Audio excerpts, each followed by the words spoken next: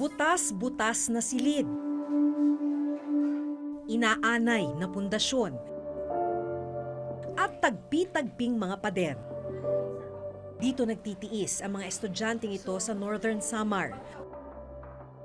Pero sa tapat lang ng lumang silid na ito, ang 3 palapag na school building na hindi nagagamit. Tapos yung school building, pero hindi magamit dahil natuklasan na may structural defect. Yung kinakatakutan ninyo, Yung vibration na baka may mag-fail, that we're not sure yet. para siyang nag-sync. Uy! Sa tent namang ito nagtitiis ang ilang senior high school student. Ang silid kasi na para sana sa kanila, poste lang ang nakatayo. Sa tagal ng pagkakatiwangwang nitong project na to, napuno na siya ng damo. Paano humantong sa ganitong sitwasyon ang mga silid-aralang pinondohan at ginastusan ng pera ng bayan?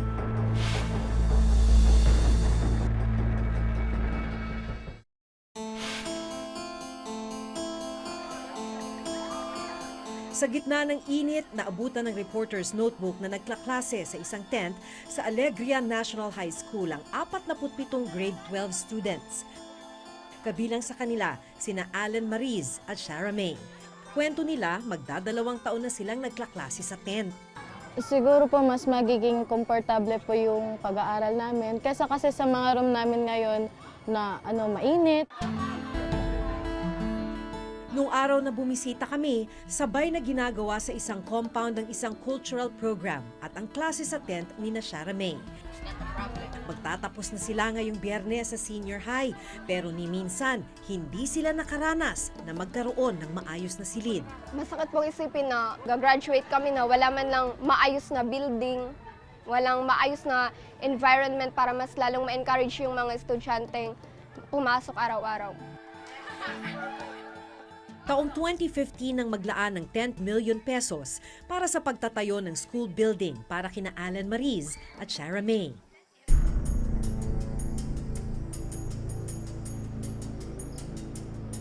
Makikita naman dito sa karatula na yung pagpapagawa nitong 2-story, 8-classroom school building nagsimula noong April 8, 2016. Ang contract cost, mahigit 10 million pesos, 10.6 million pesos. Yung contract duration o kung gaano katagal siya dapat gawin hanggang matapos ay 150 calendar days. Ibig sabihin lamang nun, sa loob ng 150 calendar days, dapat tapos na yung proyekto. Pero ito lang nasa likuran lang nung karatula, ito na yung school building na sinimulang itayo noong 2016. Wala pa rin. Itong mga steel bars na to, dapat beams. Pero banda ron, makikita mo, sa tagal ng pagkakatiwangwang, lumundoy na. Kasama namin nung araw na yon ang DepEd engineer na nakatalaga sa pag-iinspeksyon ng mga itinatayong school building sa Northern Samar. Makailang ulit na raw inilapit ni na Engineer Ultra ng DepEd Region 8 ang problemang ito sa DPWH. Maski raw kasi sila, hirap na sa kalagayan ng mga bata. Eto ma'am, gano'n na ba katagal itong nakatiwangwang? Yeah, April 8, 2016, yung effectivity. Nag-start yun eh. Yes. Oo. Bumalik kayo dito ng May. Nag-monitor kami, nag-document kami nung May 25, 2017. Ganito na itsura Ganito niya. na yung itsura niya. At hanggang ngayon, Ganito pa rin. So ano nakakatakot niyan? Pagka structural integrity yung pinag-uusapan. Ang tagal na niyang nakatiwangwang na ganito. Yung mga steel bars kasi niya, kalawangin na. So, yung strength niya is apektado. Base sa dokumento ng DPWH Region 8 na gumawa ng proyekto, 40% completed na raw ang gusali. Ang problema, poste lang ang inabutan naming nakatayo. Galing sa DepEd National ang pondo, pero ang Department of Public Works and Highways o DPWH Region 8 ang implementing agency sa pagtatayo ng mga gusali. Kaya naman ganun na lamang ang panghihinayang ni na Allen Mariz at Shara May sa dapat sanay maayos nilang silid-aralan. Kung hindi natigil yung building namin na yun, siguro mas komportable tsaka matututo po kami kasi maganda po yung yung environment. Nakukulangan po ako sa aksyong ginagawa ng gobyerno, pati na rin po ng school namin kasi dapat bago kami magtapos, makita na namin talaga yung solid na talaga na structure ng building namin. Nang araw na bumisita kami, may nagsisimula na ulit sa paggawa ng gusali. Kailan po kayo bumalik rito? Pang-apat na linggo na ngayon. Pang-4 na linggo po ngayon.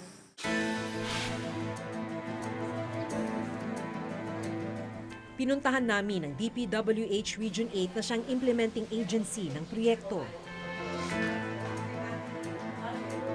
Yung isang pinuntahan namin, yung Alegria, started 2016. Apo.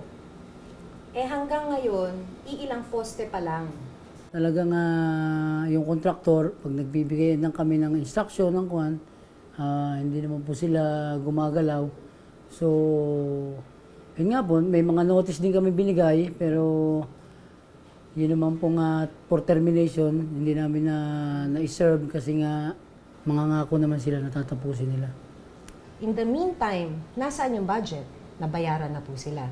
Hindi naman po bloated yung kwanong Alegria yun. Kung ano po lang yung nandun, yun din po lang yung lumabas na financial doon. So magkano po yung lumabas kung Alegria? Ang Alegria, kung hindi po ako nagkakamali, 35 o 30%, ganyan po. Nag-release na po kayo ng 30% of the 10 million pesos sa Alegria? Nakita nyo na ho ba na ilang poste pa lang ang nakatayo ron? Binalidate naman po namin yan bago kwan. Okay naman po yung kwan. Sa tingin naman po namin, sa validation namin, hindi naman po nag-over yung payment namin.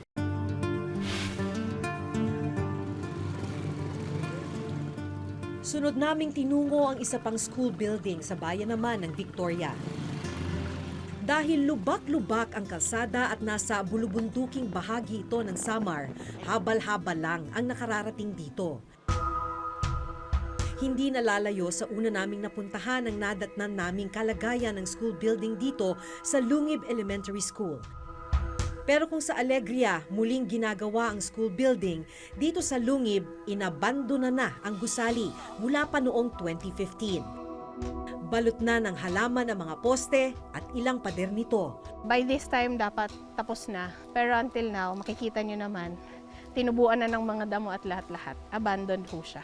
Kasi yung last na nag-visit ako dito, was 2016 at ganito na yung itsura niya. And then hanggang ngayon, hindi pa rin siya nagagalaw.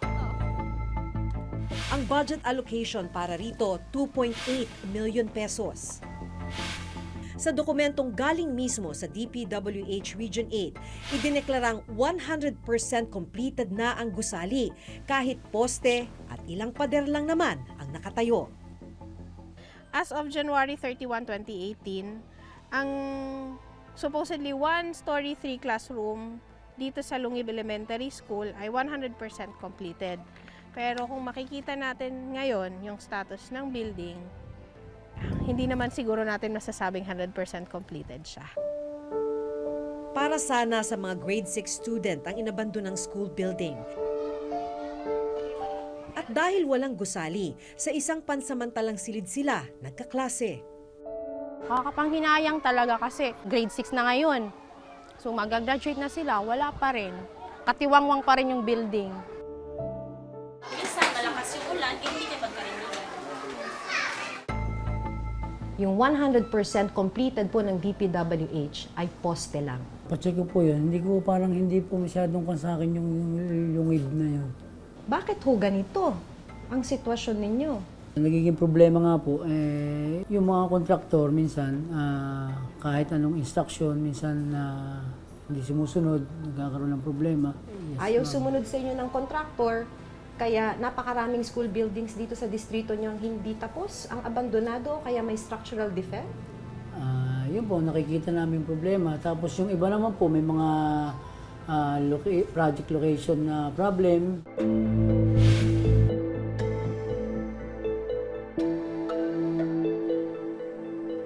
Iba naman ang problemang hinaharap ng mga grade 12 student dito sa San Isidro Agro-Industrial High School. Nandito tayo sa San Isidro Agro-Industrial School. Dito naman, tapos yung school building, pero hindi magamit dahil natuklasan na may structural defect.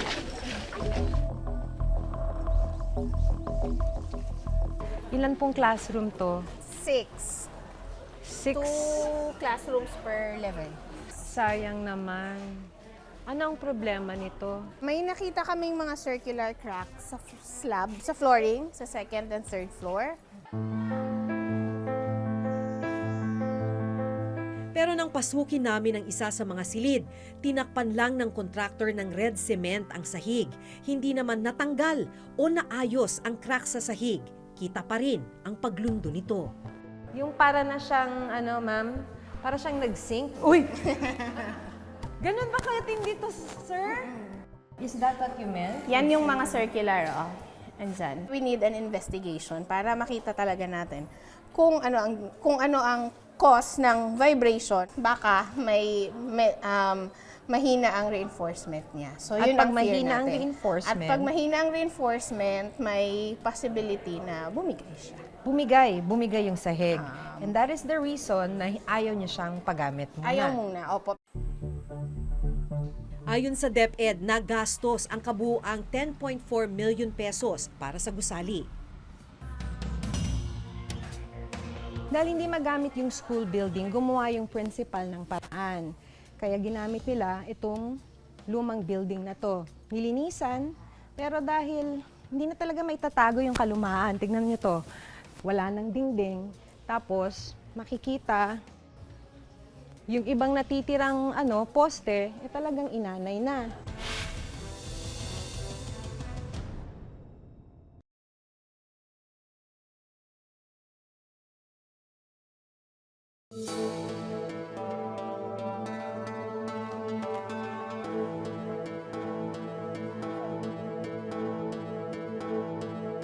Ito yung tatlong palapag na school building ng San Isidro Agro-Industrial National High School sa Northern Samar.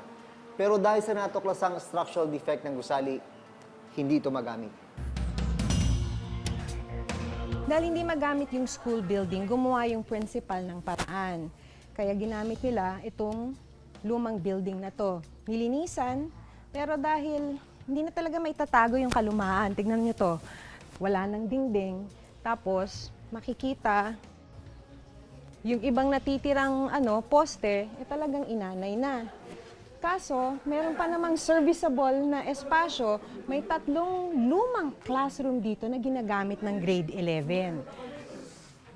At wala naman kasi silang choice. Talaga naman kasing wala nang ibang espasyo, kailangan daw nila itong pagtiyagaan.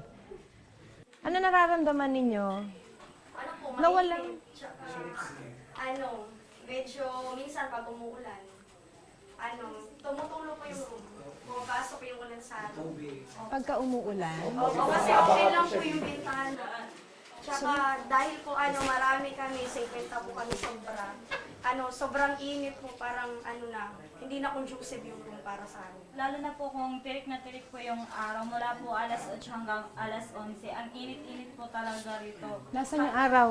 Minsan po dito. Diretso. Opo, tapos wala po kaming mga bintana, kaya mas lalo pong mainit rito. Pag nakikita nyo yung building, na dapat yun yung classroom ng grade 11. Nakaka-disappoint po talaga kasi yung intention po talaga namin dito, kaya po kami nag-enroll dito. Kasi po, ito yung building na una-una pong napatayo rito sa barangay namin. Pero nakaka-disappoint po kasi hindi namin magamit-gamit kasi marami daw crack. Nilinis muna namin yung lahat dyan. Inirereklamo rin ng principal ng San Isidro National High School ang pagkakagawa ng gusali. Pumuntang taga-DPWH dito, sabi nila na pipirmahan na daw yung acceptance. Kasi tapos na. Kasi tapos na, ito turn over na nila. Sabi ko, ay hindi ko yan pipirmahan. Pasensya na po kasi alam naman ninyo na may reklamo na ako. Kaya ayusin muna ninyo bago ako pumirma dyan. Sabi ko, halika, punta tayo sa loob. O, ito, kailangan ba na i-accept ko ito na pag inaapakan ng ilang tao lang, nagbabibrate, parang mahuhulog ka na. Sabi ko, kayo mga engineers kayo, ako teacher lang ako. Kaya, Ano ang assessment ninyo yan? Ha? Mga engineer kayo, ano ang assessment ninyo yan? Pwede ba yan? Okay ba yan? Hindi sila kumibo. Nagkuhan po kami dyan. Memo ako dyan sa mga inspectorate team. So, binalidate po nila. Mayroon pong gagawin kami dyan correction po. Bakit ho umabot ng ganito? Tumayo po ako dito eh. Naramdaman ko yung pagyanig ng sahig nito eh. Kahit anak ko, hindi ko papaakyatin sa second floor nito, sir. Pero willing naman po yung ko na i-correct yan. Pero yun ang gusto kong malaman. Paano to nakompleto ng ganito, buong-buo, at may major structural defect? You recognize po na may major structural defect? Meron naman po. May defects po na... Yun nga po, yung slab niya may problema. So yung slabs po may problema. Ang laking problema po nun. Bakit umabot sa ganito? Ang ibig sabihin po ba nito, gagastos uli kayo? Ay, hindi ma'am. At the cost of the contractor? Cost of the contractor po yan. Ang masaklap, habang hindi pa naayos sa mga problema sa gusali, hindi pa rin ito mapakikinabangan ng mga estudyante. So paano to? Useless na to. Yeah, sa ngayon, Ang building na useless to. siya. Pero yun nga po, kailangan natin yung pa-investigate at managot at kung anong magiging recommendation ng structural engineer na mag-i-investigate, then yun dapat ang ipa-undertake ng DPWH sa nag-construct nito. Nandito tayo ngayon sa opisina ng isang structural engineer at ipapasuri natin yung iba't ibang school building na binisita ng ating team sa Northern Samar. Ang reklamo dito ay lumulundo na. Ano pong senyales yung pag nakikita nyo lumulundo na? Isang senyales na may problema yung either yung pagkakagawa or yung pagkakadesign ng sahig, no? Usually, we don't expect any deflection or paglundo ng isang sahig, lalo na't hindi pa siya occupied ng mga estudyante. Based on my professional opinion, hindi normal yung ganung paglundo sa sahig ng isang paaralan. Yung nakikita nyo po, ayan, halos walang narating. Ano ang mangyayari sa bakal pag naka-expose ng ganong katagal? Kokoro, dumihina. At pag binuhusan mo kaagad, yung kanyang band-aid sa konkreto, pagkabuhos hindi ganoon kaganda. Pag puro siya kalawang. So, the structure will not behave the way it was designed. Ayon sa DepEd, malinaw na may dapat managot sa mga nangyari sa mga binisita naming school building. Dalawang tinatamaan dyan. Tinatamaan yung pondo ng bayan. At the same time, walang mga classroom yung mga estudyante. Ang unang gagawin naman dyan is, again, to reiterate our position and our observation to DPWH. No, sasabihin namin, ito po yung status na nireport namin noon pa man. O, hanggang ngayon, walang nangyari. Nagkaroon po ng mismanagement on the part of the District Engineering Office. Maaari kung hindi po natingnan ng mabuti ito. Kung po talagang may pananagutan ang kontraktor nito, ay patawan po namin ng termination at saka bigyan po namin ng blacklisting. Meron pong lapse ang engineering office po na yan sa pag-i-implement po ng school building project. Kung ano man po yung dapat na gawin sa kanya ay gagawin namin ng mabilis. We can commit na in the near future patapusin po namin yung mga proyekto na yan.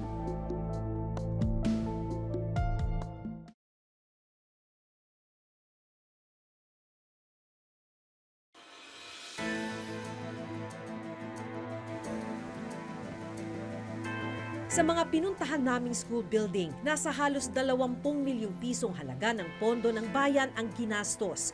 Pero ngayon, hindi naman napakikinabangan. Hanggat hindi ito nasusolusyonan at hanggat hindi napapanagot ang mga may kapabayaan, patuloy ang pagtitiis at pagdurusa ng mga estudyanteng dapat sanay makikinabang sa mga silid na ito. Hanggang sa susunod na Huwebes, ako si Jun Veneracion. Ako si Maki Pulido at ito ang nakatala sa aming Reporter's Notebook.